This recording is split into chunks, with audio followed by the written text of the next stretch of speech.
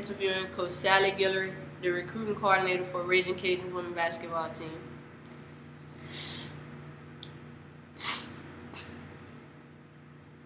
Who is responsible for the budgeting process, and what policies are associated with the budgeting decision making within the organization?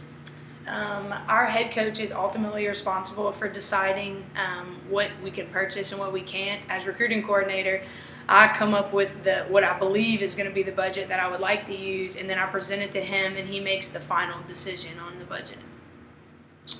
How often is the budget revised, and what type of input does the budget manager collect from the department head coaches with the organization? Once a year, we review the budget in April, and we have to submit our new budget to our athletic director by May 1st, and he ultimately decides if it approves. And I ask all of our coaches, our assistant coaches, our head coaches, what their thoughts are. I also review our budget from the past year to determine, and then I present that to our head coach, and he presents it to our athletic director. Do all the employees have access to budget information? Why or why not? Yes, if we ask for it, we can get it at any time, but we can't access it ourselves. We have to actually go to the entire athletic department accountant to get that information, but if we ask for it, we can get it. How are the budget figures derived from year to year, sport to sport, or season to season?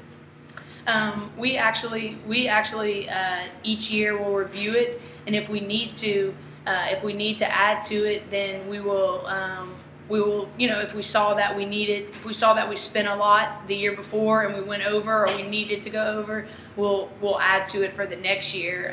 And since we've been here, our budget has increased each year. What does the budget financial manager believe are the three most important facts associated with the budget process, and how they communicate these tends to others in the organization? Probably the main thing is that I think it's very important that we're very frugal with our recruiting budget. If we don't need to spend the night after we go recruiting, I'll ask the other coaches just to drive home so we don't have to pay for hotels. I think another thing is we determine which of our recruits are the most important, and we need to really emphasize our time on them and not waste time or not waste money on kids that we're never going to have a chance to get. I also think it's important that we make good and that we prepare. We don't wait until the day before a game and say, oh, I need to fly to Kansas to go recruiting tomorrow. I think if we plan and prepare, then that allows us to save money also.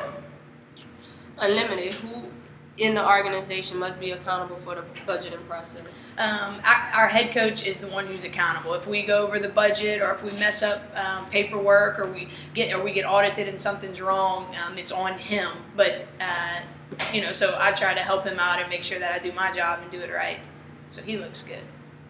Last question: what technology application is used? What do you like about the software, or what are the problems with using the application? I don't technically use any technology with my responsibility as budget manager, but our overall accountant for the entire athletic department, I know she uses a software that I'm not too familiar with. But for me, the technology I use is basically just the computer, just researching information and trying to find out the best budget possible. Well, thank you for your time this afternoon. I thoroughly enjoyed it. Thank you, Coach Sally, for doing this interview. No problem. Coach Sally used her recruiting budget to recruit men. Now it's all paying off. Go Cajuns!